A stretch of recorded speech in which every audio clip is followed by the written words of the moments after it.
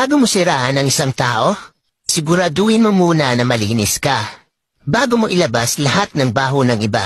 Pero yung sarili mong baho, tinatago mo? Bago ka magpasikat, dapat sa tama at malinis na paraan. Huwag yung maninira ka ng kapwa mo para lang mapansin ka. Ano, pasikat lang? Yan ang mga taong feeling perfect.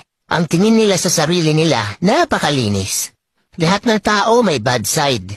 Kaya manalamin ka muna bago ka manghusga. Madami ka namang nagawang mabuti pero sa isa mali, di na nakita yung nagawa mong mabuti sa kanila. Ganon talaga yung mga taong kulang sa pansin.